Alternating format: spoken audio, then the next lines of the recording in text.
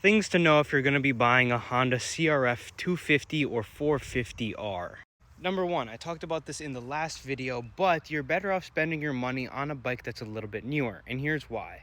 In 2010, Honda came out with fuel injection. A lot of the early 2000s bikes up until 2009 will be pretty similar prices, just like minorly cheaper than a 2012 through 2016 bike. If you spend the extra couple $100, you can get a nice 2012 to 2016 bike. And those will all have fuel injection, which is a major plus because you don't have to fiddle with anything. And, well, it's just easier. You get more riding time, less downtime.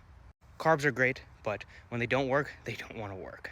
Number two, this is a race machine, and if you don't maintain it like a race machine or you don't know the maintenance records of the machine before, you might not want to buy the bike. Unless you're buying a super beater, if you're spending $3 or $4 grand on a motorcycle, you should know some of the maintenance records, oil changes every 5 hours or so, and things like that. I go over that in the previous video I made with this bike on the maintenance history and records and things you need to do based on hours.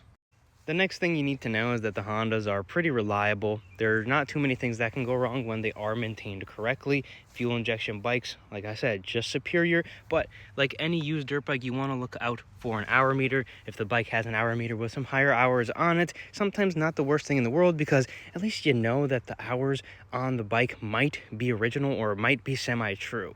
Not necessarily always the case, of course. But just like any bike, you want to do your proper inspections of the frame, the cases, things like that, and look out for any small aftermarket bits that might be worth a little bit more than you might have thought for the bike. FMF mid-pipe, clutches, things like that. You can't tell if there's a clutch or if it's just a clutch cover unless you open it up, so you also might not want to take the owner's word on that unless they have a receipt. But even then, I still wouldn't take their word on it unless you personally open it up.